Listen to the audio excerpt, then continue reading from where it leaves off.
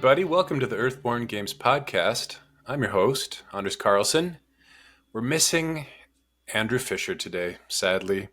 He just checked in with us and his voice made him sound like a 13-year-old boy going through puberty, crossed with, I don't know what else, but he sounded bad. He's been really sick, so send your thoughts and prayers to Andrew Fisher. We miss you.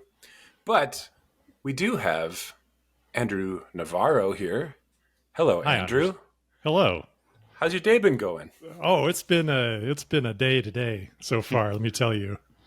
I tell you what, I think just this entire year has been there's been so many complications with everything. It's just every time I feel like I've cleared a hurdle, there's another hurdle that's presented to me. Oh yeah, it's been one of those years so far. But yeah, today I had an acupuncture appointment this morning. So I usually don't get a ton done on the days I have various wellness appointments. Acupuncture has been awesome. I don't know. Have you guys done acupuncture before? No, but I've recently been curious about trying it. So tell me about it. I really recommend it. I did it for the first time maybe 20-ish years ago. I was diagnosed with asthma when I was very, very young.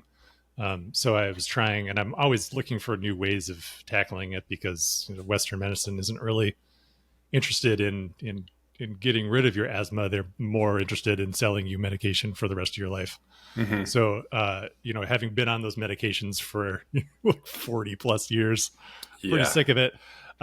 So I kind of experimented with it about 20 years ago, and it didn't quite jive with me. But I started doing it again recently, and I've really been enjoying it. Obviously, if you're afraid of needles, then it might not be the thing for you, but they're very, very small and thin, and they don't go in very far, and if you just don't look, then it doesn't freak you out. But it's like this really amazing meditative experience because the acupuncturist will just put in some needles on points along your various channels, and then leave you in the room for like an hour. It's dark, soothing music, and you just feel the energy in your body. It's pretty wild. Do you feel a difference as soon as they put the needles in you? You definitely, sometimes you don't necessarily feel them when they go in. Sometimes they might hit a nerve or get too close to a nerve, and those hurt, like burning, like awful feeling, and they have to take them out and then reinsert. Yeah. So be prepared for that. There is potential for some pain, but if they're in the right spots, then it doesn't really hurt. But you can feel like this gathering of energy in those spots sometimes. Yeah. And it all varies based on where the needles are placed and in what configuration and what you're trying to accomplish. So I really recommend it. Like anytime that you're kind of just forced to be at peace and still, like, meditation's great. I've always love it when I meditate, but I rarely do it, even though it's something I know I should do. So it's challenging. It is very challenging. So like being forced to just lie down and not do anything because you can't move around because you got needles sticking in you. Can you look at your phone if you want? Yeah, you can't do anything. You can't it's like anything. You don't want to disturb the arrangement. So so just being forced to just lie there and be with your thoughts and then try to clear those things out and just focus on the sensation of being in a human body. It's great. It's great. So I highly recommend it. That's really cool. Like dip the needles in anything, do they? I don't know why. I don't think so. No. Okay. No, they don't dip the needles in anything. At least these ones. Maybe that's a thing. I don't know. That seems like something that, like, if you want to like poison somebody, you'd see that in a movie. That's why when I think of poison darts for some reason. I don't know why. not that I have a bad image of that process in my mind, but that's just where my head goes. I don't know why. You're just like constantly checking to make sure they're not dipping it in like tree frog poison or whatever that is. And there's other stuff that went on, but I won't get into it yet. I'll get into it in my work stories. We can introduce that, but I don't want to hijack things too early. Okay. That's cool. I'm going to try acupuncture. This this last couple of years, I had to get a lot of dental work done. So I had to go in like 3 different times where they did Novocaine and everything. Oh And I yeah. used to be, as a kid, you're terrified of needles, and acupuncture terrified me. Like, you're going to stick me with a bunch of needles. But then when I was doing this dental work, I went in so frequently, I started to like enjoy the feeling of getting needles put in my mouth. Oh my It god. was very strange. It's like, like the pain it was like fun or something. Uh-huh. And then now when I get blood drawn and stuff, like it doesn't You're hurt like, that much. yes. Yeah, I kind of like it.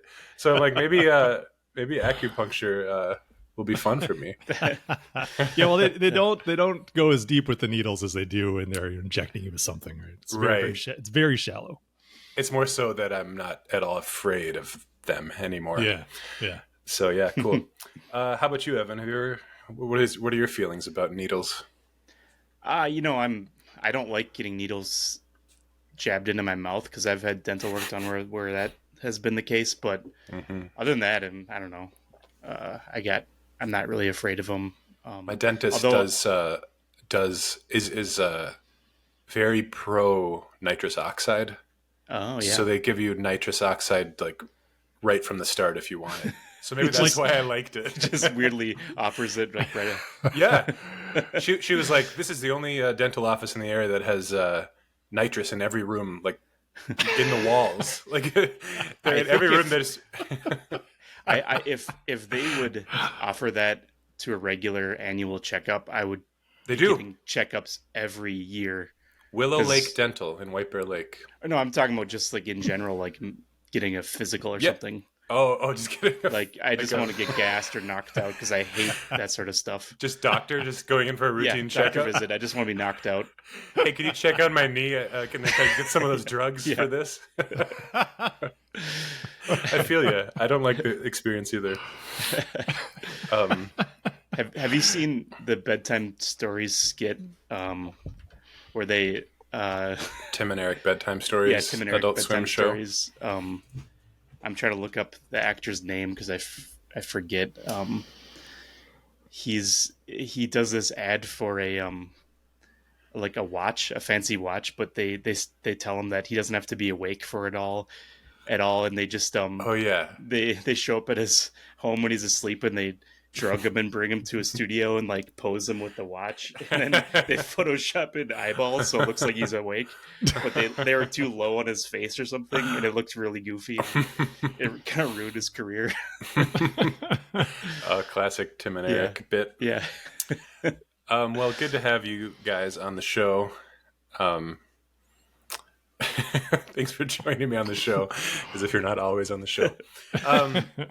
Happy to be here. Happy to be here. Me too. It was pretty exciting. I don't know if we were planning on talking about it at all during the show, but the Hotness, Oh yeah. Oh yeah. that was really cool.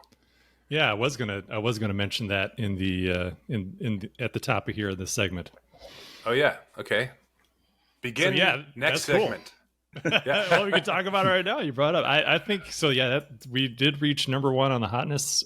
So like last episode, I think we were like 18 or something like that, and it was kind of like, oh, that's cool. Stuff's happening.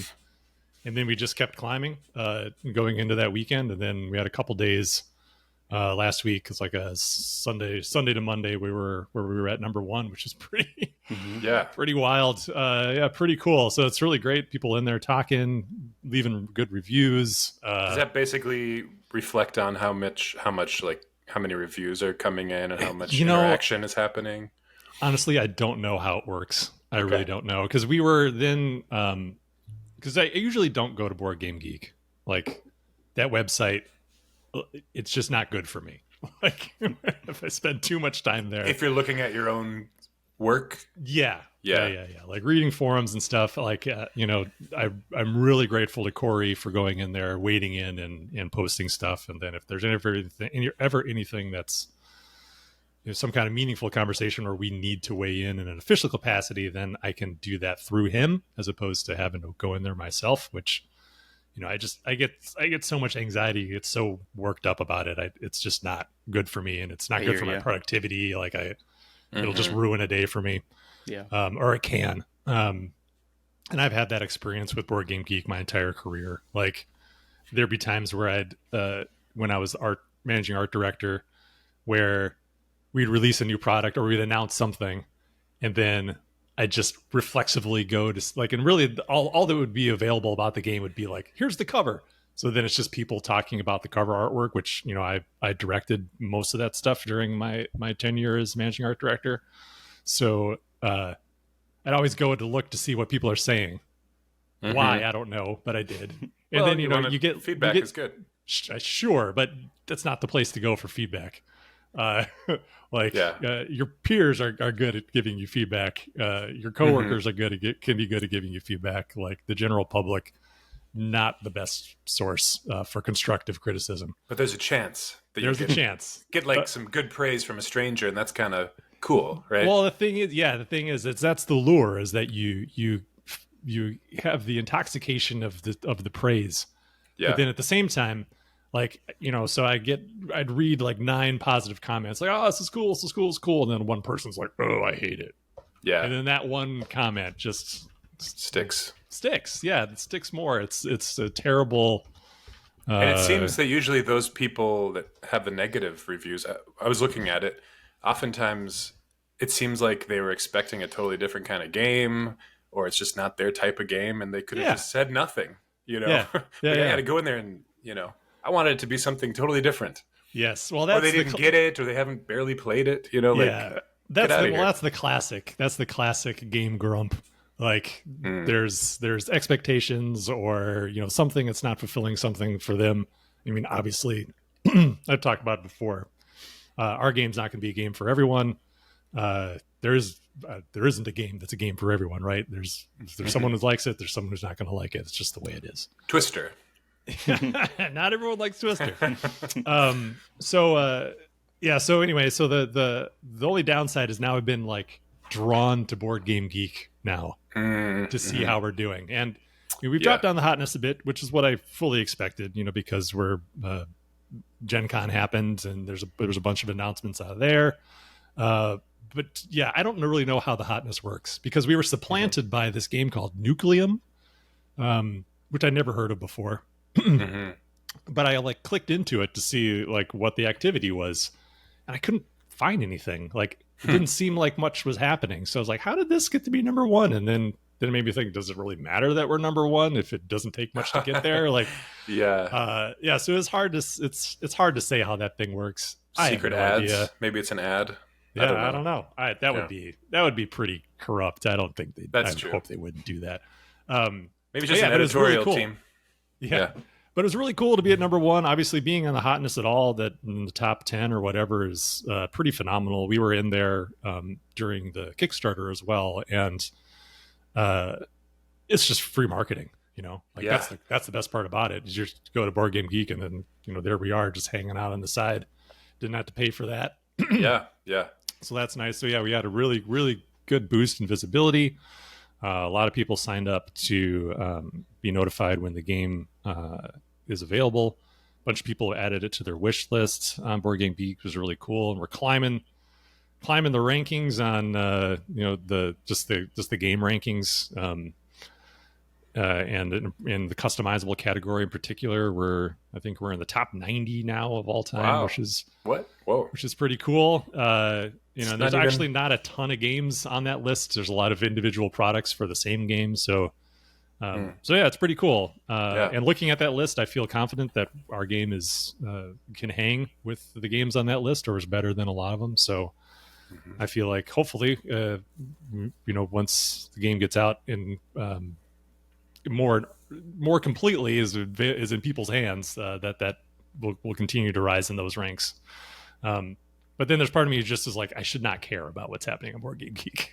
Like, it just doesn't really matter. Like, it's a symptom of things being good, but it's not a metric that we should be like beholden to in any way.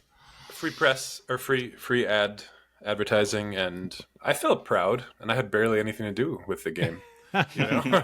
That's awesome. Yeah, it's cool. No, it definitely feels like, you know, I've worked on lots of games that are on that list. You know, for example, like the customizable list, I think like the top 30, there's maybe one game in there that's not an FFG game.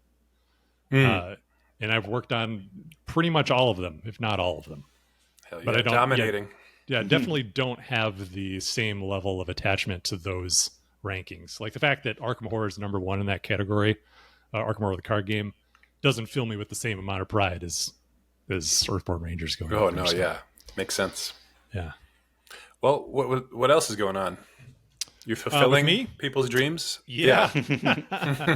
Yes, we are. So yeah, fulfillment in Europe is underway, which is very exciting. So people are getting their games. That's been really awesome. Our fan Discord is very much alive right now with people being excited about getting their stuff.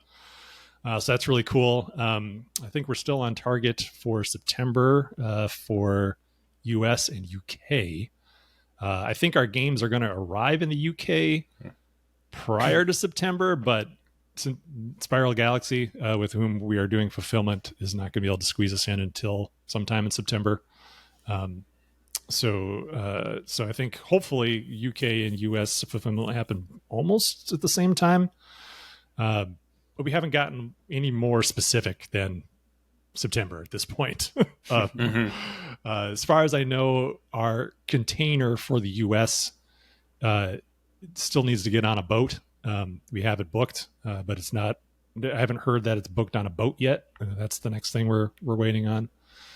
But at least it's starting to come out in Europe, which is great. And that was the other thing that happened to me this morning was distribution stuff in Europe, which oh my gosh, it's so I've gone back and forth so many times about, and this is very, very inside baseball for you, Anders. So just let me know if you have any questions. Okay. So the standard way the games are released into the market is the same way that most consumer goods are, where there's a creator, publisher, like whatever, creator of a item. That item is then sold into distribution, and then distribution then sells that to retail. And the way that typically works is that distribution is given a pretty significant discount off the retail price. Usually it's in the games industry, it's usually a 60% discount. And then they sell it to retail, usually at a 50% discount. So distribution makes their money on these like razor thin margins, and they go for volume over individual items. So their goal is to sell as much as they possibly can, as quickly as they can. And there's no selling back to the publisher or creator after you sell it to distribution. So like you are selling all your. Yes, you're selling. So like I'm effectively giving up control of X number of units to distribution. But you get paid for stuff that may not ever get sold to the. Yes. You're public. Making that sale. Yeah. So like Gotcha. the benefit from a publisher perspective is that you are getting that money. You make that sale. You don't have to worry about it again, theoretically. Sometimes there are returns, and that can come back, and they might ask for a credit on some things if they get some damaged goods or something like that. That's pretty standard. Yeah. But the benefit is you get some cash, but then the downside is once you sell it, what happens to that product is completely outside of your control. So a thing that happens a lot in our industry is when games are sold into distribution and then sold into retail, they're sold to online retailers who immediately look at your manufacturer's suggested retail price, your MSRP, and discount it significantly, like 20, 30, sometimes 40, like whatever they feel like they can get away with, or what is best for moving that out as quickly as possible. So not only do distributors are working on a thin margin, these online retailers also work on this razor thin margin and go for quantity, just selling as much as they possibly can. So we have we have a couple distributors in Europe. Asmodee Nordics bought a few copies. Intrafon, our French partner, bought a handful of English copies to sell to their customers. And then a company called Blackfire put in an order for about 350, 360 copies of the core set plus some doublers. And pretty much immediately, like it seems, their online retailers to whom they're planning to sell, like effectively started to advertise Earthborne Rangers core sets at a very deep discount, like at like 70, it's like 72 euro per for a copy, which our MSRP is $100. So in euro, that's close to like 80, so it's about 20% off. And one of them, it even had it advertised for like 49 euro, and I was like, "What in the world? How is that even possible?" Because I know what the price we sold to Blackfire was. So like that's what greeted me this morning when I first looked at my phone was our German partner being like, "Hey, well, look what's happening." And I'm like, "Oh my god, what a nightmare!" So I immediately contacted my sales rep. It's like, "Hey, we haven't fulfilled this order yet. If this is what they're going to do with the game, then we need to reconsider whether or not we even want to make this sale." So that's where we're sitting right now. Thankfully, that retailer that had it posted for 49 euro has already raised their price to 79. So I think maybe hopefully that was just a data entry error. I don't know.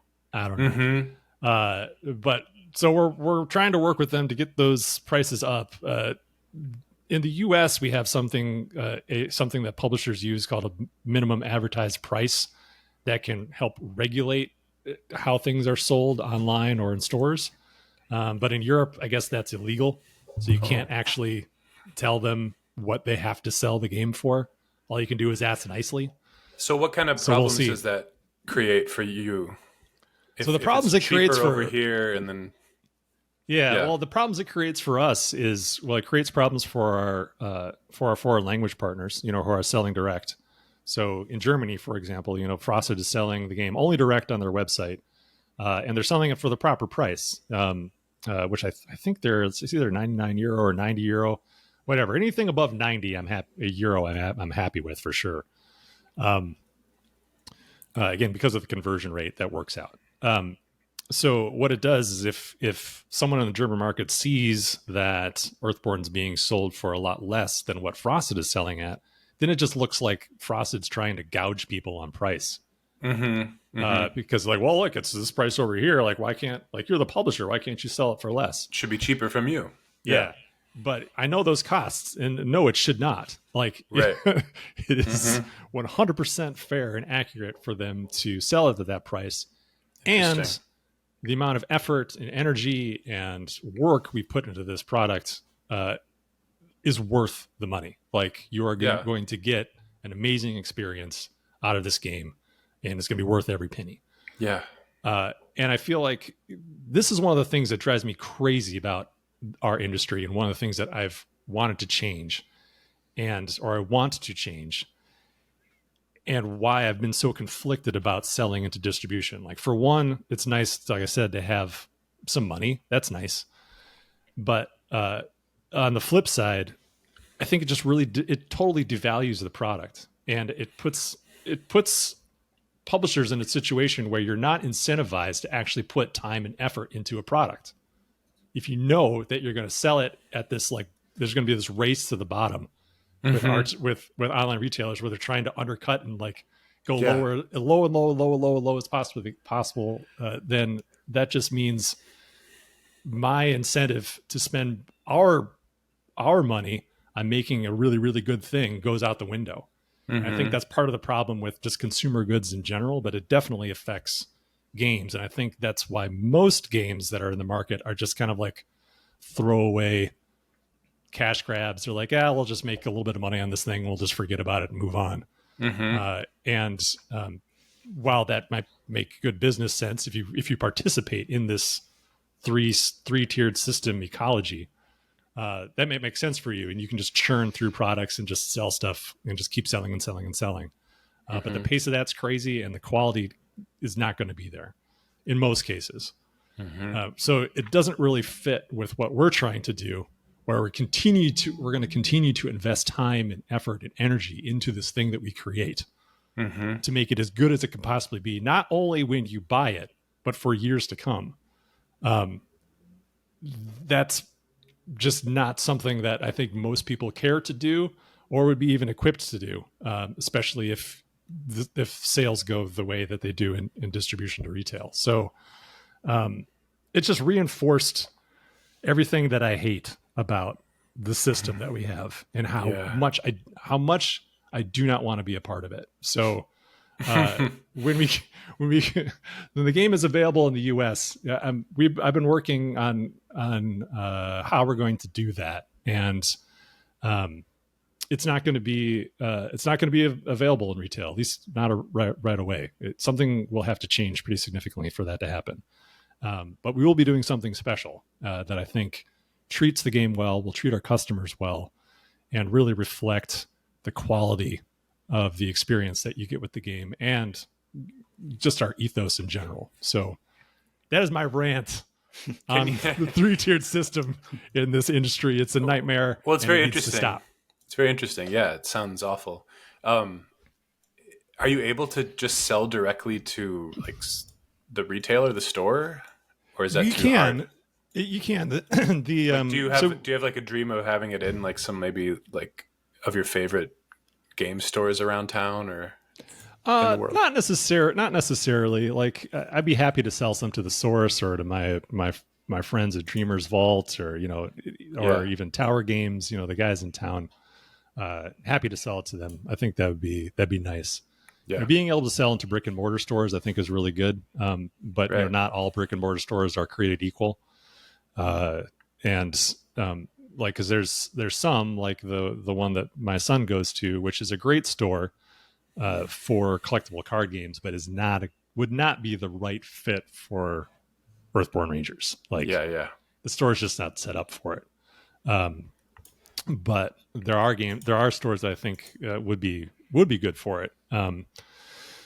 So yeah, I mean, you can sell directly to retailers, but it's just a lot of work because each account you make now, that's one more person that you're talking to regularly. Yeah. And I already talk to a lot of people regularly, so we don't really have the infrastructure to do that. But that is definitely direct to retail is one step better for sure. Like cutting out distribution, I think is a positive thing. But then I think also, being able to sell direct, which is effectively what crowdfunding is, obviously benefits publishers the most. Because like just something to always keep in mind, like just like with the example of Earthborne Rangers, for it's nice and easy because it's $100 product. If you give us $100, that means a lot, right? If you give $100 to a retailer, that means less to us because that sale to us was $40, Yeah. Given how much the game both costs to like physically manufacture and the development costs on top of that, like our margins to distribution are, I don't even like, just to put this out there, I've not even actually done the math on it. I just know it's bad. Yeah. But that doesn't matter to me because again, it's not something that I aspire to, is to be in distribution. It's just wild that you can spend all this time making the game and you get less money from the game than the person who just has a storefront and they're just sitting there. Yeah. I mean, it's interesting. That's the way it's always been. So that's what I was dealing with this morning. We'll see how it shakes out. By the time I guess this will post tomorrow. Hopefully we'll have it figured out. But regardless, the last thing I want to do is to just hand the game over to a distribution company that's not going to give a shit and let people deep discount it. That's just not cool for us or for our partners. No way, man. Well, very interesting stuff. What else? Anything else you want to comment on the fun side, I've been working on the Legacy of the Ancestors campaign. We're coming up on the end. A couple days ago, I was very inspired to go in and do a bunch of retheming on our reward card list. I'm going to go in and then do some more retheming on some of the path cards and ranger cards. And that's something I did on the core set as well, where there's we have this aspect plus approach, which I think you'll recall, Anders, where it's like a spirit and a connection icon, and then it's like you connect with somebody. Yeah. We have a document that has all these spirit, all of the aspect plus approach combinations and what they could signify thematically. And this document's been really, really helpful to help create a pretty cohesive feel to the tests, to keep that thematic and so it doesn't feel like just random, random energy plus random icon equals random thematic thing. Yeah. Cool. We should try to be really consistent about that. But in design, that's not necessarily the guiding factor. The design guys want to make sure there's a good balance of things, and they're like, oh, we haven't had one of these icons in this set, so let's throw this icon in there. Right. So what I do is I'll go through and I'll make a bunch of changes and then fight for those changes when we discuss them. But usually what I try to do is keep the aspect approach that the designer put in there and then just retheme what the test is about, because I know that they care about what having that combination of things in there. But sometimes it just doesn't work. So I'll end up changing the aspect and the approach on a thing, and it ends up with some interesting combinations and stuff that's not as by the book as the rest. So I'll be doing that, and then next week I'm going to be up north at Lake Vermilion in Minnesota, which is north of Duluth. I've never been there before. With extended family, my brother-in-law rented a cabin up there for everybody. So we're going to go hang out by the lake. And I'm going to be playing through the campaign as much as I can, hopefully from start to finish, all next week. Nice. And just having fun. So that'll be really cool. And you'll have the physical copy, right? I mean, I will, yes. Not printed from a factory, but printed off of your printer or something. Yeah, well, I'll be taking the copy that Fisher has, which is gigantic, really heavy. Awesome. So I'm really looking forward to that. A couple days ago, I also did a interview on the No Pun Included podcast. I think it's called Talk Cardboard or Talking Cardboard is their podcast. And it was about an hour-long interview. I think it was audio only, where we talked about the manufacturing of Earthborne Rangers, and I went on a couple other rants about things. So if you just can't get enough of Andrew's rants, there's more coming. I think that posts on Friday, that interview probably could have been twice as long. I had a whole list of things that I wanted to cover, and I didn't get to most of it. So, so it's a interesting look at the production of the game, and our goals and how we achieve them. But it is by no means comprehensive. But I invite everyone to check that out. It was a pretty fun conversation with Efka from No Pun Included. And then lastly, the last thing I wanted to make sure to mention is that I was on the fan Discord before the show looking for a question that someone asked, and I saw there's a ton of posts in the general chat, way more than there were the last time I was there. But I was excited to see that Drawn to the Flame, Frank and Peter have posted some new EBR stuff. Awesome. So I'm really looking forward to going and watching and listening to that stuff. Is that a YouTube channel? Yeah, I think they have a YouTube channel, and they also have a podcast. But yeah, really looking forward to. So you're talking about the game on there? Stuff. Yeah. Awesome. Oh yeah, there it is. Follow in footsteps. Yeah, pretty. Cool. I'm really pumped to check it out. So that's awesome. That's a pretty big. Is it like just a board game, tabletop game? Yeah, podcast? Those are the guys who. It's usually an Arkham Horror podcast, and those were the guys who demoed the game for us at UK Games Expo. Right, cool. Delightful gentlemen. So I'm really looking forward to checking that out. I probably will do that this afternoon once we're done. All right, Drawn to the Flame and No Pun Included. Yep, you got it. Check those out. Three podcasts to listen to. today on Friday. Yeah. Awesome. All right. Great update, Andrew. Evan, what have you got? Well, not as much of a comprehensive update. It's usually No. same old for me. Yeah. But like Andrew said, because Legacy of the Ancestors is so far along, and we have such a clear image in mind of how the story proceeds throughout the campaign, that sort of required some graphical tweaks to the core box, which I made, or not the core box, I'm sorry, the Legacy of the Ancestors box, which I made how was that, over a year ago? Yeah, I Like think a long like time at ago. the end of 2021, I Yeah. think is when you did that. Yeah, and we knew the general thrust of the story, and that was enough to go off of at the time. But now there's been a revisiting of it, and just the style of the box needed to be updated anyways, just to look closer to the core box.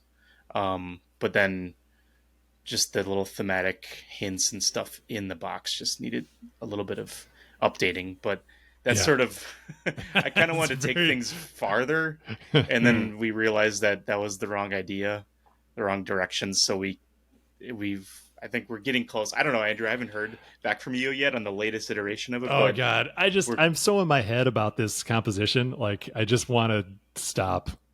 Because I think like you, we're at a point where we've worked on it so much that we have gone down a couple slightly different. Pretty much the direction stayed the same, but we've gone down a couple slightly different paths, and there's some stuff that is working really well, and some stuff that we've been kind of struggling with, trying to get some things to work. But I know Evan is once is ready to be done with it.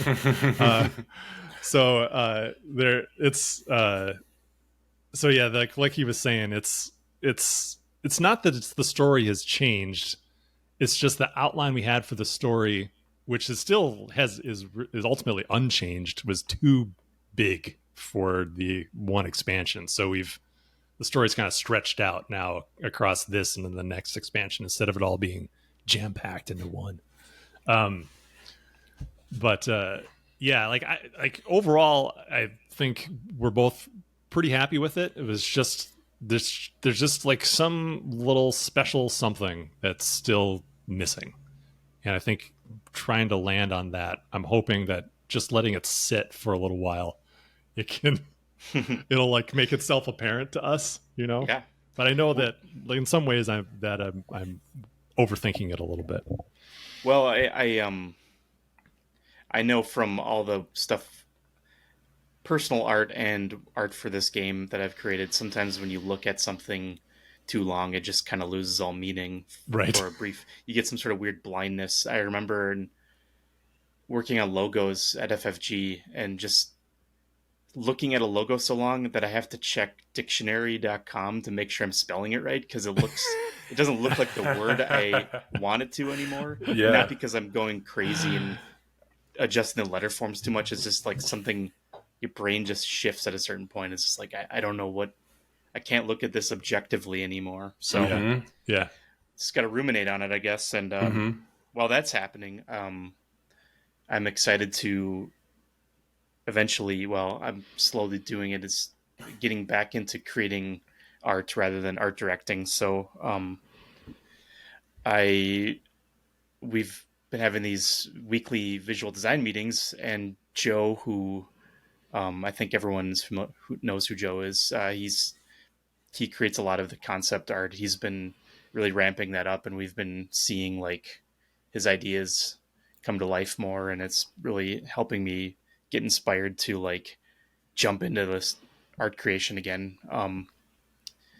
Because there's a lot of art I want to do, and I tend to get bogged down by that, and I have trouble focusing on one piece. And if I just have Joe's sketch to go off of, it just helps immensely, and I can just it's really liberating. I'm just make it as cool as possible. And so yeah, that's pretty much where I'm at, and I'm still working with a handful of artists, and that will be wrapping up very soon, like September. Yeah.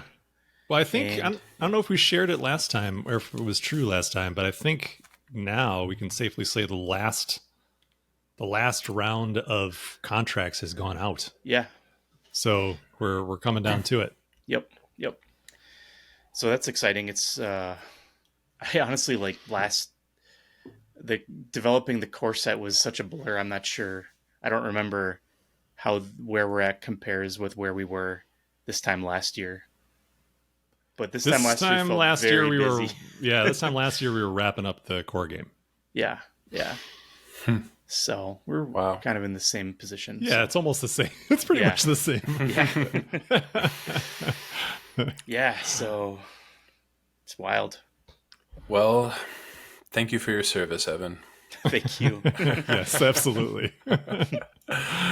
Let's dive right into some listener questions. First one got in just under the wire since we are recording this late this week from Darren. He was nervous that he didn't get it in. Darren changed his name temporarily, didn't he? Or is this the same Darren? Darren is it? This is Darren. Dependable. Oh yeah, Darren. But he said Darren the deplorable or something. No, something about missing his chance to ask a question. Darren the deadbeat. Deadbeat Darren. Yeah. Isn't that a band?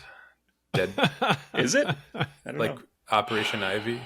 Something Darren. Sounds good. Deadbeat Darren would be a really good band name. It is. I think it is.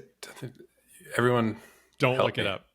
I know. Don't everyone. I'm not looking it up now. DarrenTheDeadbeat.com. Go to Dangerous Darren. I don't know.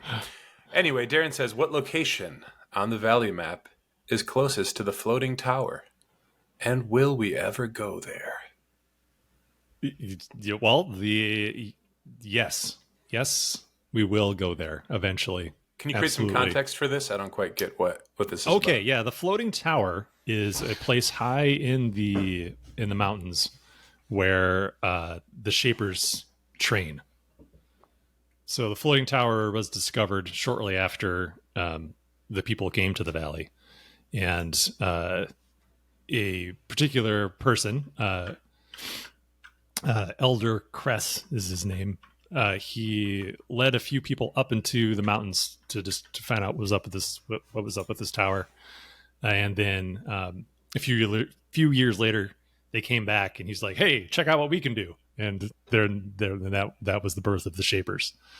So so the Shapers train there. That's where they, go into their meditative state and learn how to manipulate reality. That's where they construct their conduits, the devices they use to do that, and it's all veiled in mystery. And in a future expansion, we will explore that a bit more. But yeah, so you will eventually go there. It'll be a while, but we will go there. Cool. But yeah, the closest location on the Valley map is the High Basin. It's which is kind of to the east. It's on the east edge of the map. But if you go kind of, I think southeast, almost straight east, or maybe southeast from there, that's where the floating tower would be, up on top of the mountains. All right, there you have it, Darren. We got one from Stain as well. I have the game. Yay! So glad that Stain has the Stan. I get so hung up on wanting to say the name right. I don't care anymore. He says, "I have the game. Yay! Been dipping my toes the past few days, and I'm having a blast." That's so awesome. Cool. Yes. Having plenty of experience with AHLCG, also known as Alfred Hitchcock, Little Cuddly Guy, I cannot help but draw parallels with Earthborne Rangers. I wonder how your game is a reaction to all those established LCGs in terms of setting, story arc, scope, release model, content per unit, and manufacturing. It's a small question there. Please don't address every single one of those, Andrew. On some fronts, I feel like EBR does a 180, and I can't help but think that is deliberate. Where did this come from? Is it because you felt the system needed a change, but you couldn't do it from inside Fantasy Flight Games. Gameplay-wise, I noticed a few other touches that might be a testament to this, like not being able to clear a being with harm unless something explicitly says you can, or more likely that the environment will harm it. Also, I feel the biscuit delivery mission is the antithesis to those stupid rat-killing intro missions we've seen so often. It is to get you familiarized with the game, both in mechanics and in theme. We're not here to save the world, we're meant to explore it. It's the first line of the rule book, for crying out loud. I love rat killing missions. It's Do you? great. Got to start small. That's Yeah. right. Well, it's that because I think we talked about this last time. Isn't there rat killing missions in Final Fantasy? Isn't that a thing? Oh yeah. Yeah. Well, rat killing missions it's just a classic trope that some people are like, yeah, of course, kill rats. Yeah, well, to answer some of this, I'll make my TED Talk that you can subscribe to. We can get into it in full. But yeah, it definitely is a reaction to the LCGs. It's not something that I really thought they'd really try very much from within FFG to change. The one place where I tried to do it a bit was with the Keyforge setting. So that was working on Keyforge. A lot of the while we started with the factions that Richard Garfield delivered us, all of the basic premise for how those factions interacted and like the planet they were on and everything that went into the setup for the game was mine, and then I handed that off to Dan Clark, and then he fleshed it all out and gave it a ton of detail and life, and brought his own ideas to it as well. And in that, I was trying to get away from this idea of conflict being the primary driver between different nations. So part of the conceit of that world is that there's no warring between nations because it just doesn't work out. But it is a game with conflict, so we made it into a little bit more of a sport than a actual fight for your life. But that's about as far as I feel like we could go at FFG, because FFG is its own brand, and that's you need to. When you work at a place that has an established brand, it's important to be reverent toward that brand, especially if it's successful. So it wouldn't necessarily fit to do Earthborne Rangers at FFG. It would be a very different game if this setting was an FFG game. But yeah, I've talked about it a lot, though. Setting, story, all that stuff. It's a definite reaction to the standard.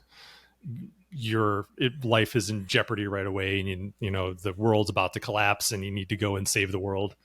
So sick of that. Yeah, it's just it's not like it's bad. I mean, that's like a lot of the things I enjoy are set up like that, but it's not super interesting for me. A game has to do a lot to stick in my mind if that's what it does, if that's the direction you go, because right. that space is so crowded. But Earthborne Rangers is, you are kind of thrust into some stuff. I don't want to go into these spoilers, but it is far more of a personal story to you as the player, and the emphasis is on exploration and on forging your own path through this setting. But yeah, it's not really a reaction to those LCGs. It's more of a reaction in my mind to just media in general, where there's just so much of it is just built around conflict and human beings being terrible to each other. An example that is comes to mind is like The Boys or like Game of Thrones. Mm-hmm. Just so much modern media is about shock value, to the point where it's not really even shocking anymore. It's just trying to be gross, and it'll elicit an emotional response in you, but that emotional response is generally a negative one. It's like a panic response. It's like cheap too. Yeah. Absolutely. And and with Rangers, what I really wanted to try to accomplish in the vision is to try to focus on things that are on emotions and feelings that are healthier for you, that feel good in the long term, that like enrich your life, that and make your heart feel nice. Connection. Yeah.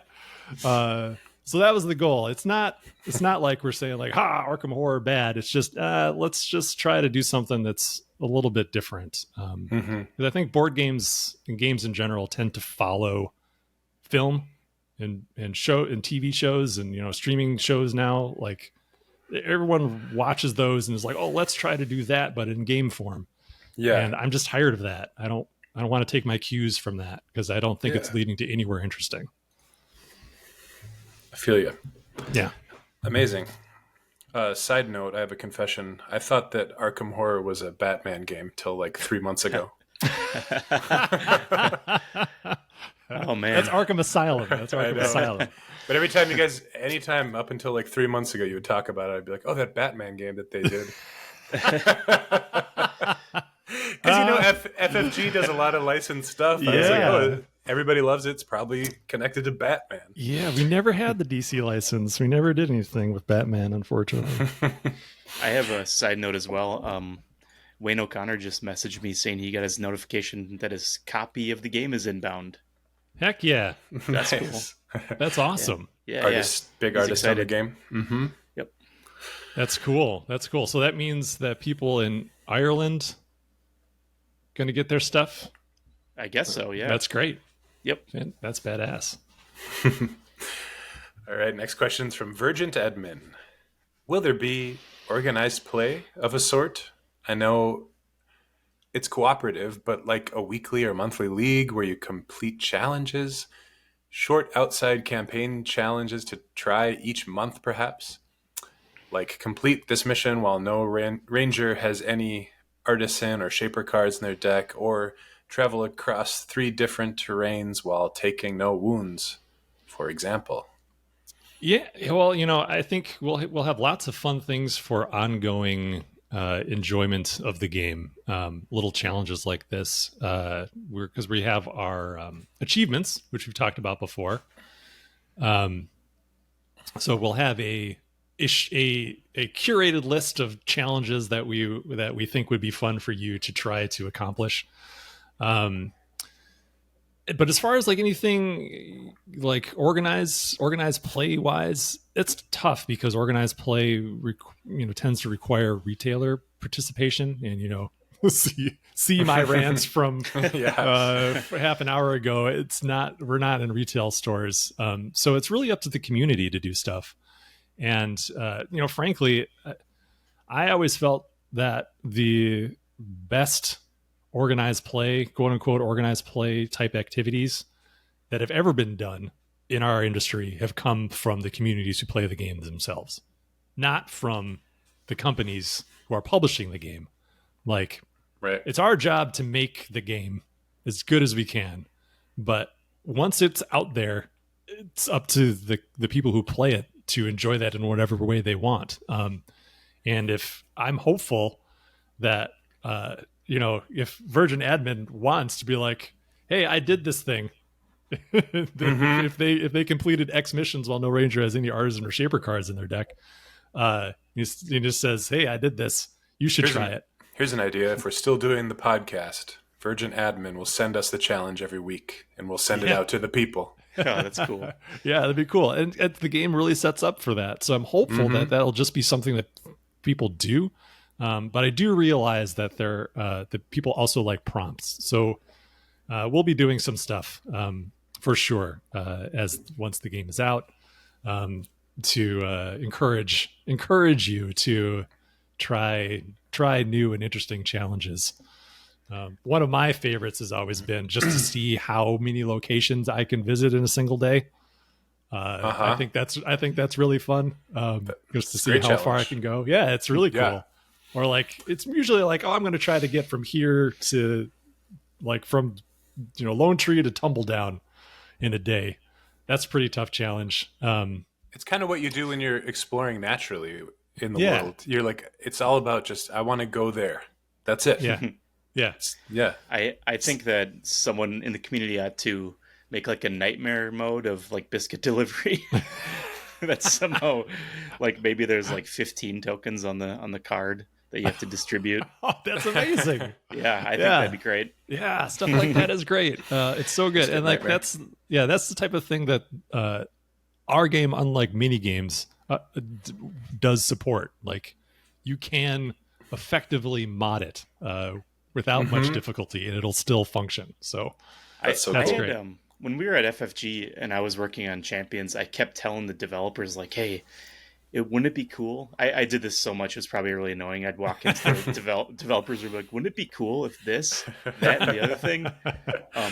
But I just had this strong image in my mind of like, little one-off things you can do for a specific hero. Like, and I thought of Peter Parker, and I was like, Peter Parker's bad day, and like where you weren't just trying to defeat the boss, but there's all these what were the things that poisoned your hand? It was like your obligations or something. Yeah, your I think it is obligations. I think that's what it was. I had this idea of like there's all these obligation cards that had to do with high school or taking care of Aunt May or like having a job, and like they keep him just trying to like get rid of those, or the player trying to get rid of those cards while they're defeating a boss. And of course it was not fully formed, and there's probably all these hang-ups that the developers are kindly like not telling me about that would make it really hard to develop. But that sort of thing, I think they never did it? No, they did. They did. Did they really? Yeah. But it's reduced down to like a thing. Oh, okay. It's your like each hero. At least the last time I checked. Oh yeah, no, I knew that. I'm sorry. Yeah. It has a thing that they need to deal with, and then their nemesis can come and irritate them. Also, additional, yeah. But I think Peter's is his rent. Like his rent is due. Yeah. Yeah. But if there's just more of those happening, this was just a stressful balance of like superhero identity and like alter ego. You know? That's a great idea. A slightly different game. Yeah. Yeah. That game's very focused, and it's definitely just defeat the bad guy. Defeat the bad guy. That's right. All right. We have one more question from Paul. Have you guys discussed the economics behind Earthborne's core set card count? I believe the goal is to create the ideal experience with the fewest cards possible. But with the game I'm working on, I can't seem to bring it lower than 300 cards for the core box. With that comes the weight, the printing costs, and the balancing act for the set overall. It feels like something I'm walking into blindly and can't really find much info in the narrative card game space. So it sounds like Paul is making a game, right? Yeah, that's cool. Well, good luck, Paul. So this one was in our general chat on the Discord, and I thought it was a really great question. If Fisher had his voice today, I think he would have something to say about this one for sure. But I can talk about a few of the things from my perspective, and I think what you'll find doing a narrative card game is that, especially if you're starting from the beginning with no real guardrails, if you're just on your own making a thing, it's a lot easier to just branch out and do whatever the game requires. If you're working at a publisher, then you might just have a constraint that just says you have X number of cards to work with, make it work, which is exactly like what we would do at FFG, especially for like ongoing content for Arkham Horror, for Marvel Champions.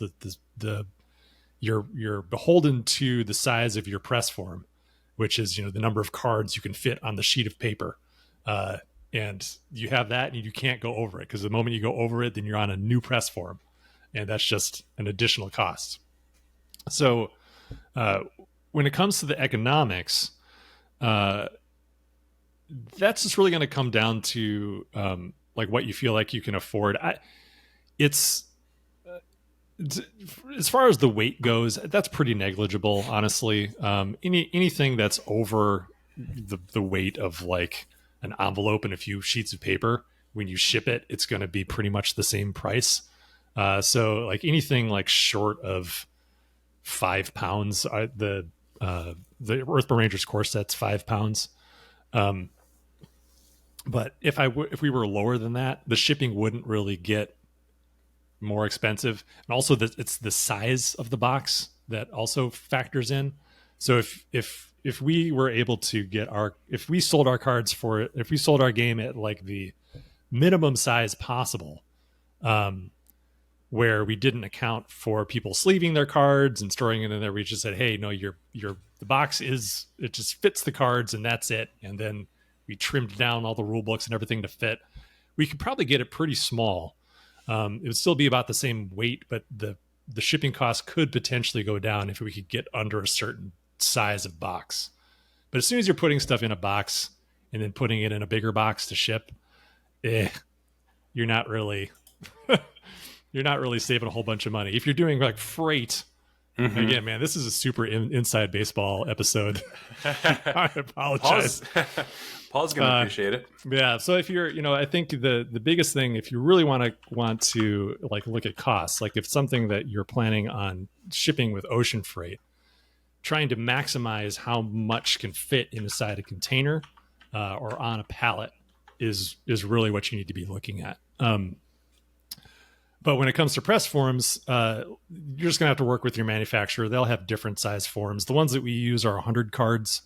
And that means that we can get a maximum of 99 cards per sheet. And then one of those cards needs to be a divider card so that when it goes through collation, they can separate them out. So just know what your press form size is and try to stick to it. All that being said, when push came to shove with Rangers, we just kept adding cards. Like our original things have changed a lot over the course of this game's development. Obviously, like originally it was conceived more like a traditional LCG where we do one printing and then divide out those cards over several months into individual packs, and it was going to be more kind of episodic. Then when we ended up consolidating everything down, it just kept getting bigger and bigger because we just needed them to fulfill the vision. And I think end of the day, that is the most important thing. Like as long as you are fulfilling your vision, don't worry about how many cards you're using.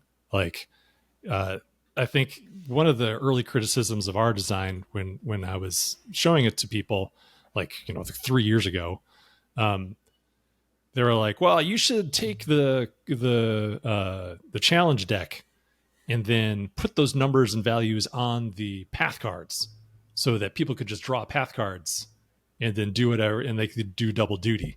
Because that's how it works in the other LCGs. Because it's, we needed to do that to save on card count. We didn't need to do that because I always hated how much stuff was on those cards because it makes Champions and Lord of the Rings in particular just a little bit more difficult to understand when you're looking at the card, what you need to be paying attention to and what you don't. Like, because sometimes you have to draw them and like, oh no, when you draw it in this instance, ignore the top half of the card. And you draw this other instance, ignore the bottom half of the card. But all that information while that card is sitting on the table is staring you in the face. Yeah. So your brain is still processing that information, whether or not you're using it or not. And you have to train it to ignore certain parts of the cards in certain instances. And that's, to me, suboptimal. So, so it was inefficient. People have said inefficient design to put the challenge stuff on the challenge deck. But in the end, I think it makes it a more pleasurable experience and just easier to understand what's happening. So end of the day, do what you need to do to make your game as good as it can be and deal with the consequences later. Yeah. Yeah. I mean, I obviously I can't contribute any more to that than what you just said, but if I were to, if it was just me and Anders, I would say that I always I kind of flourished when I placed constraints on myself because it forced me to make creative decisions within boundaries, and I finished things more quickly. But at the same time, if that constraint is hampering your creative process, then you shouldn't worry about it. And just break it sometimes. Yeah. Do what brings you joy. Yeah, there's no rules. Worry, like you said, Andrew, worry about the stuff later. Yeah, well, that's all that to say. It's not like we didn't have constraints, right? Like, that's where having collaborators can help, because there's definitely things that I wanted to do, especially in the campaign guide, to make it even more reactive to what you're doing in the game. I wanted to have lots of little corner cases of if you're on this mission and you find this person, then they'll say this thing instead of their normal thing. But at the end of the day, we did have a page count we needed to try to hit. We still went over it as we were trying for 48. I think we ended up with 56. But it wasn't infinite, right? At some point, you'll look at what you've got and be like, okay, enough is enough. We should just stop. And there are physical limitations, because if we got any bigger with our book, we'd have to change bindings. We have foreign language partners. The German campaign guide is longer than the English one because of the language. So all these considerations factor in. But I think you can kind of work those out once you've gotten to the core of what you like about your game. And if you're sitting at 300 cards, that's pretty good, because that's 3 press forms. But then if you go to 310, you might be like, okay, can I cut 10 cards? Because once you go to 310, in our instance, you might as well go to 400. There's no difference from a manufacturing standpoint. You still have to pay for that paper. Whether or not it goes in the box or goes in the recycling, you're still paying for it. So go to 400. Yeah. Right. Make up some cards. That's right. Side question. Is there a sport or game, a made-up game within the Earthborne universe, such as Quidditch or something like that? Well, so we've talked about that a little bit. Yeah, there's a stone game that people play with stones that Fisher's talked about that we've not really fleshed out. Does it have a name? No, I don't know if he had a name for it. We'll have to ask him maybe next time if we think of it. But yeah, there's other stuff. I was actually talked to Fisher about this last week, because I kept having this idea for a sport that could be a fun thing to incorporate into the game itself. And I don't want to spoil it, because It's pretty fun. So just wait for it. We'll do it eventually. Well, you've said inside baseball a few times during the show. And I was trying to think of what would be the Earthborne inside stone game. Yeah, I think they do some fun things. I think we've talked about it, that they probably have tests of endurance and races and bushcraft. Bushcraft.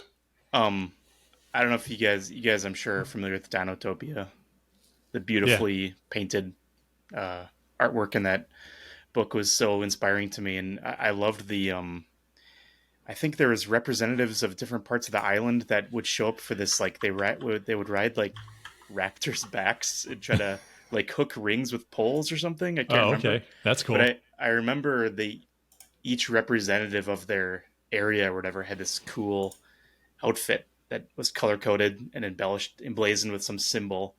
And I always think about how cool it'd be to have something like that in Earthborne, the different areas, Meadow has a cool sigil, branch and all those places, and they would all come together for sport, like you said, and they have these cool outfits on that, reflect their individual, contributions to the overall society or something. Yeah, that's cool, man. Yeah, I'd love to do more. We have one festival in the core game.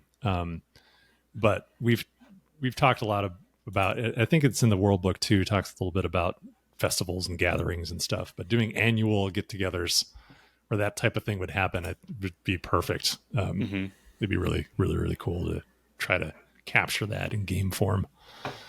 For sure. Totally. Can't wait for that. Stay tuned for the Earthborne sports. Let's Thanks for the questions, everybody.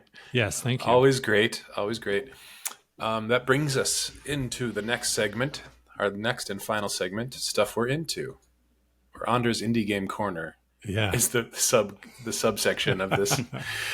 You didn't do a theme song last episode. Like I was watching through to that point, and I watched through just to see if you inserted a little jingle. Oh, really? Oh, okay. Maybe next time. That will be.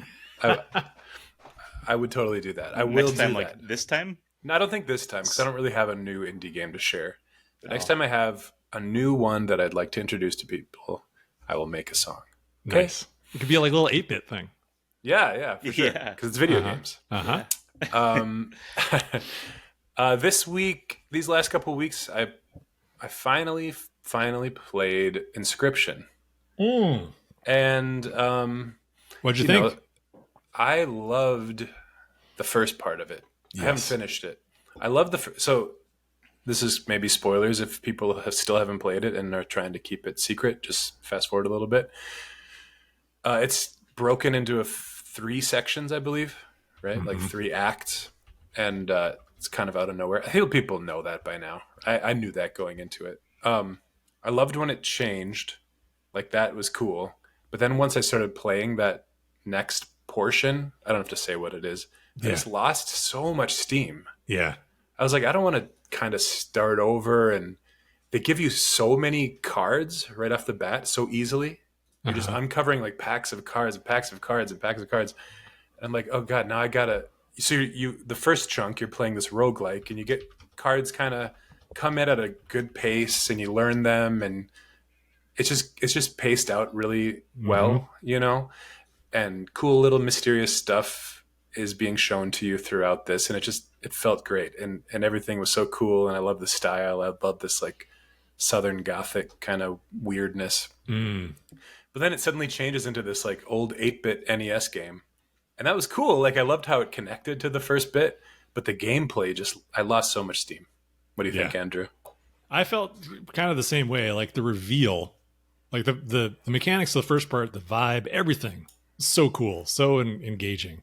Yeah. And then the twist when you go into that other kind of the open world Zelda-ish setup was really cool. But yeah, I felt the same way. Like the game just wasn't as fun because it gives you these. So you got to it's got kind of a adventure game portion of that too, where you got to kind of look around for stuff to unlock areas and stuff. And I don't know, the momentum just goes way down right there for me. The beginning's definitely the best. I think the mechanics of the card systems in the first portion are the best. Similar, right? They're similar throughout. Well, you should play through. Continue through it. It's pretty short. But I really felt, and I don't really know anything about the development of this game, so I could be wrong. But having played it, I really felt like they had a bunch of different ideas for card games with lots of different resource mechanics and various things. Like, we could do resources like this, or we could do it like this. And they're just like, what if we just did all of them? And someone's like, yes, let's do that. So it feels like the first game you play is the best version of that game. And then all the other ones are like, they're kind of neat, but they're just not as tight. It doesn't feel as good as the rest. But it's fun to play around with. And they do some really cool things with some of the boss fights in that middle section that I really think were pretty awesome. So, and then is the final section much shorter? Is it very short? Okay. Yeah, I want to finish it because I'm sure there's cool other surprises that I need to know. I love the world. I love it's so creative. Yeah, don't look for a lot of resolution on what's actually happening. It's very like J.J. Abrams mystery box-ish. Okay. I like that. Where, the mystery is way more interesting. There's really doesn't feel like there's much of an actual plan. That's for good. Where it goes. I have heard from my son who played it that there's some like ARG stuff that you can look up that fleshes it out, but I didn't care enough to look into it. I did care until I got to the second section. Well, maybe you'll feel like I need to figure out what actually happened in this story by the end. I didn't care, but Yeah. I mean, it's amazing. The first part is amazing and unique. I love yeah. the escape room aspect of it. Mm-hmm. Um, yeah, really cool. Really cool game. What was it? What else I was going to say about it? I forgot. Whatever. I loved it so far. Frick. There was something more I wanted to say. My brain's not working. Okay. It's all right. Maybe it'll come to you. Yeah, let's just move on. I haven't played anything else. That's it. But let's just go on to Evan, and I'll interrupt you if I can think of what I was going to say Sure. about it. Oh, I was going to say. Do you ever do that where you I'm realizing that it's not that important, but I just really wanted to remember. There's the roguelike version now. There's like a mod where it's like a roguelike proper card deck building roguelike for just the first chunk. Mm, So you can Cool. just infinitely play it, and it has a lot of different challenges and progression. Anyway, had to get that out there. Evan, Evan, you played the game that I talked about last week. Yeah, Last time. I did. Yep, Astalon, right? Yeah. Yeah, I keep screwing that up in my mind because for whatever reason, I'm familiar with the word Ascalon, which I think is this has religious connotations or something. I don't know. It was like Winston Churchill's plane. He called it Ascalon. But okay. I had this children's book called St. George and the Dragon with these beautiful illustrations, and I think St. George's weapon, his spear that pierces the heart of the dragon, is called Ascalon or something. So every time I look at Astalon, I'm like, they spelled that wrong. But yeah, that game is cute and it's fun, and I haven't gotten very far into it.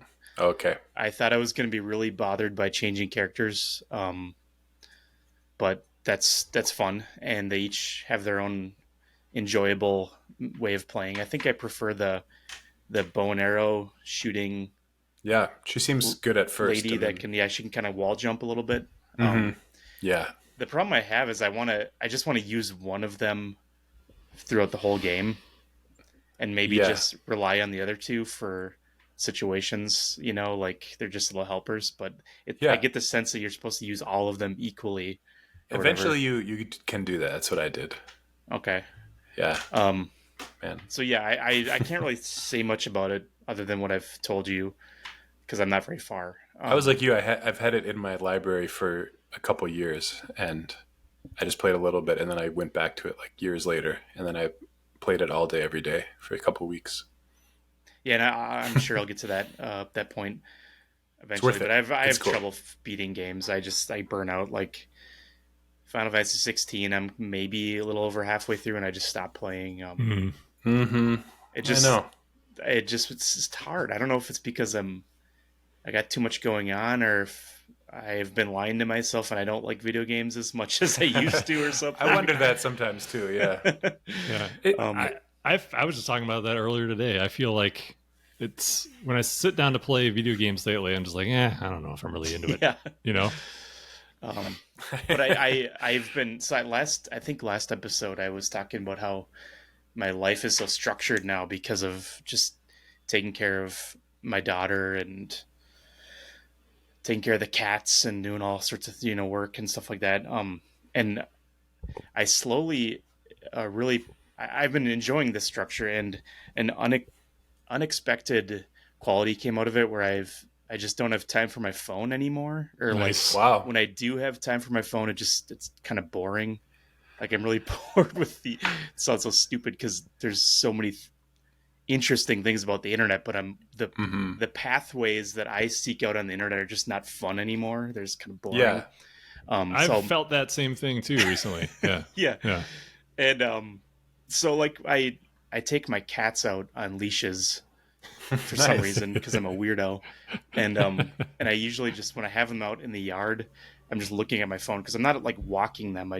They just kind of sniff at things and eat grass, and so I started reading while I'm out there with them, and I finally finished I started reading like over a year ago. I started reading Hearts in Atlantis, which is a Stephen King book. Mm. Because I've exhausted all of the Stephen King books that have sought out because I've wanted to read them, like all the pure horror ones and stuff.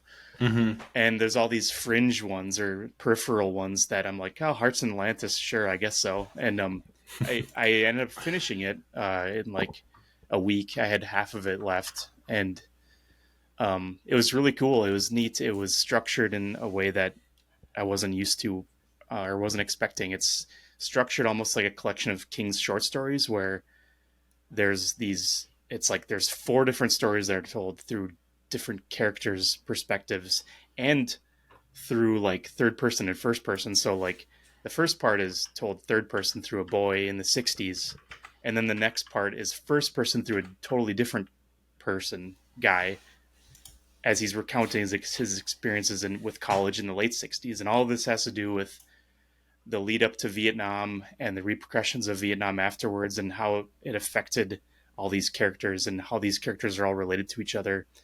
And there's a lot of magic to it, like Stephen King magic and stuff, but it was neat, and I really enjoyed it. And it felt more profound than I thought it would. Nice. I guess. That's and then cool.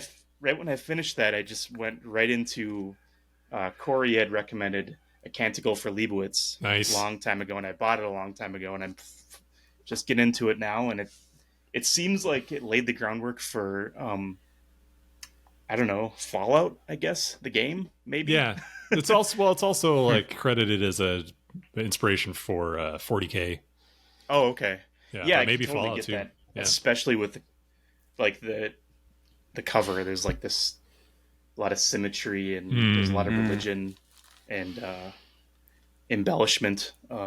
That's a cool looking copy too. Is that like Yeah. from Yeah. the 80s? I Looks looks like like it. Yeah, it's just from Half Price Books. That's awesome. So yeah, I'm tiptoeing my way into it, and it's a lot of fun. It's cool. Nice. And that's pretty much it. I'm reading again. Nice. You're doing 2 things outdoors with it. Whenever I see somebody doing it, I'm like, what are you doing? Walking your cat or trying to walk and read a book at the same time? Do you also feel that way when you see people who are running and they stop at a stoplight and they run in place? Oh yeah, whatever? yeah. It's like I'm just always take like- a break. Yeah. Did you get tired? You get tired. Yeah. I don't judge them as much. Try not to judge anybody. That's my goal right Yeah. now. So Yeah, good for you you. go and That's read important. and walk cats all you want, Thank you. buddy. That's right. Impressive. All right, Andrew, your turn. Well, I've been reading a bit too. I don't know if I shared this with you guys, but I finally finished maybe about a month ago that first volume of that new collection of Elric of Melniboné Oh yeah. stories. So I finished that up. It was great. I didn't necessarily want to jump right into another collection of Elric stories. So there's new ones? I'm sorry to interrupt, but No, they're not new. Oh. There's a new omnibus, oh okay. 3-volume omnibus of that has the stories in chronological order. Okay. It's just a nice edition. Not from when they're written, but how they line up chronologically Correct. in the story. Okay. Yeah. So it can be a little bit jarring. Like the last story, I was kind of irritated because it felt like the author wanted to change a detail from an early story and just was like, you know what, I'll just do this. But when I read it, I was like, to be more specific, when the first story, Elric saves his beloved from his cousin, who's like this usurper is trying to take the throne from him because he's Elric's the emperor of Melniboné. And his cousin puts his beloved into a kind of like a Sleeping Beauty like state. And then at the end of the first book, Elric saves her, forces his cousin to wake her up, and then in a twist at the end, he like leaves and puts him on the throne. But then when he goes back later, she's in a sleep state again. Oh no. Yeah, and it didn't really In address a different it. book, you're saying? Different book. 4 books Okay. later, she's asleep again. Another sorceress slumber. And it was just like, Darn it. so I was really confused, and I even looked it up on the internet. I was like, "What? Did I miss something? Like, this is weird." But then it's just like, nope, off camera.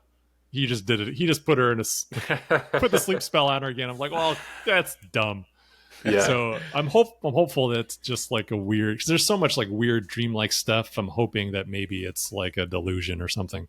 Well, also, isn't it a shared universe of these characters, these Moorcock characters? Maybe it's an alternate Elric universe. But I'm the just alternate kidding. Elrics in his multiverse have different names.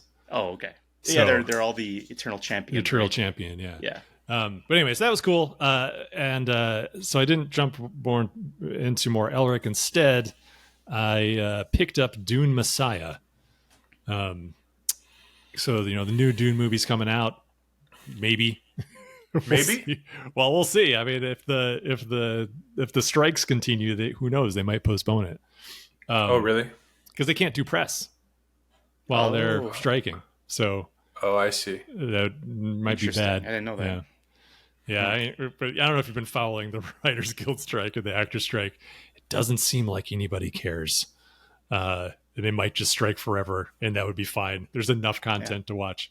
Oh, Anyway, but I'd heard that the director wanted to also do a film of Dune Messiah, but like 10 years from now, which is more or less the amount of time that passes between the end of the first Dune book and Dune Messiah. I tried to jump straight into it after I read Dune again recently, but tonally and stylistically, it was very different from that first book, so much so that I found it like really off-putting. I couldn't get into it. It felt like I was reading fan fiction or something.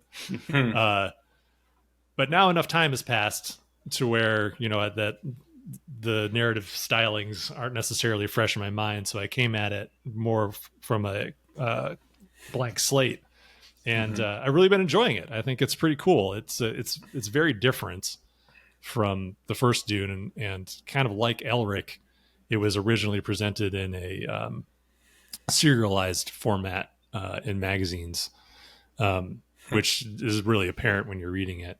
But it's pretty cool. It's like dealing with all like the fallout of Paul Atreides' rise to power, and what happens in the galaxy in his name, and it's all pretty messed up. But it's pretty cool. I'm enjoying it. And it's pretty short, so I'm almost done with it already. So that's been Nice. fun. Also, following up on my Twin Peaks report from last time.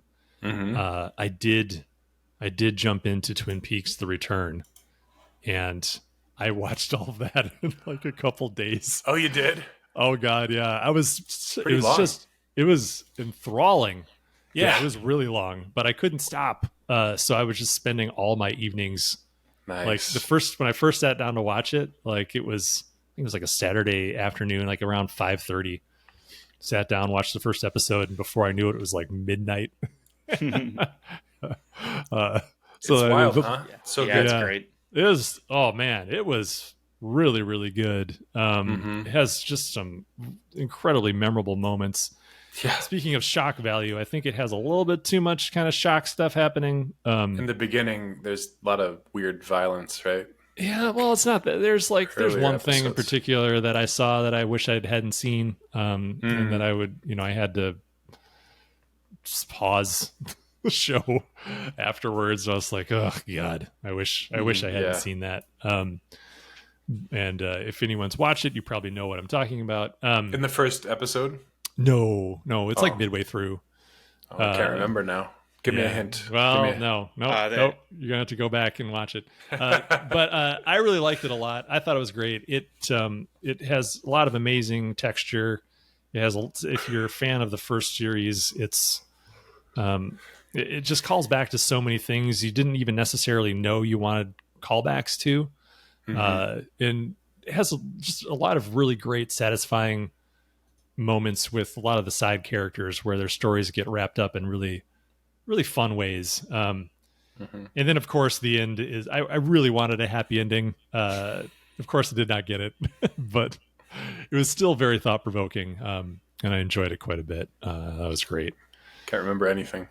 You should rewatch it. It's very I'm good. going to. It's very good. And then the last thing is, I was talking excitedly last episode about being able to play Baldur's Gate 3, which is out now on PC and on Mac, but I was going to get it on PlayStation, and it's not out for PlayStation yet. So Yeah, September, right? yeah. So I'm like, oh God, I have to wait.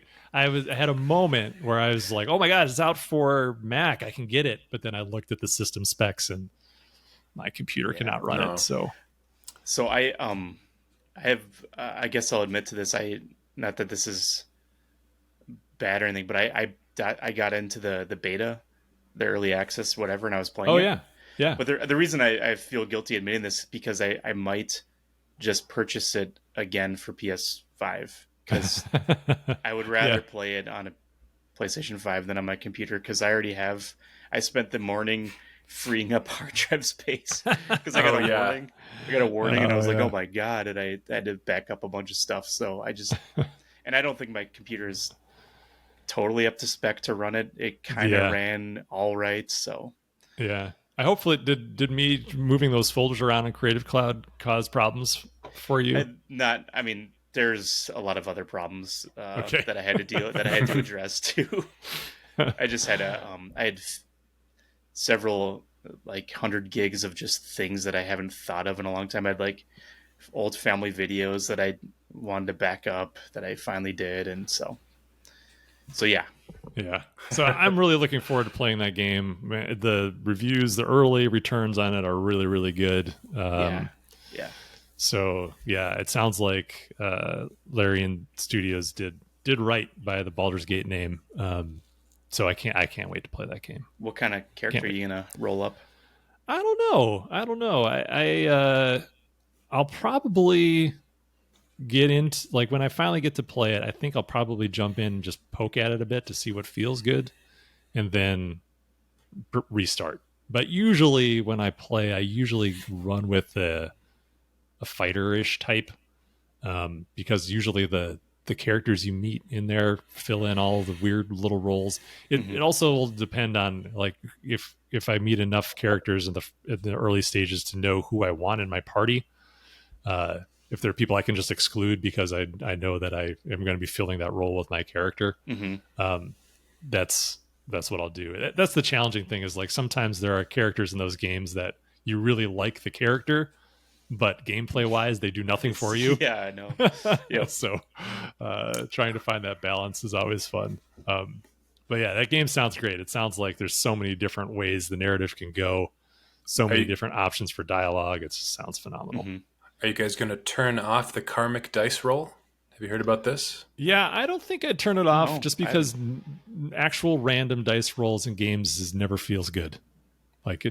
You might say you want it, but it feels so punishing. If you have a streak of bad rolls, it'll start to favor better rolls for you. But doesn't it also go the other way? For the enemies as well? If you get a lot of good rolls, you'll get a bad one? Oh, yeah. So probably. Yeah, to me, that's I'd turn that off. I'd turn it off too, I think. Yeah.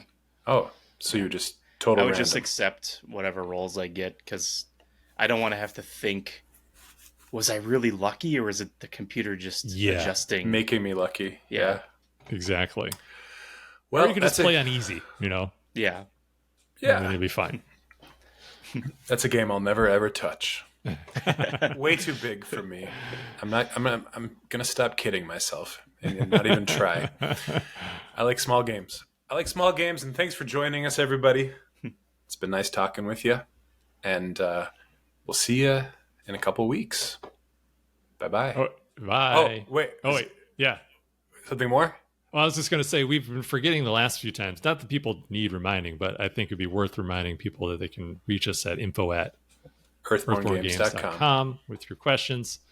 If you're listening to this and don't have the game, it will be available hopefully within the next couple of months. You can sign up on our website to hear when the game is released, or follow us on social media. And that's it. Nice. Thank you, Andrew. Goodbye, everybody. Goodbye. See ya.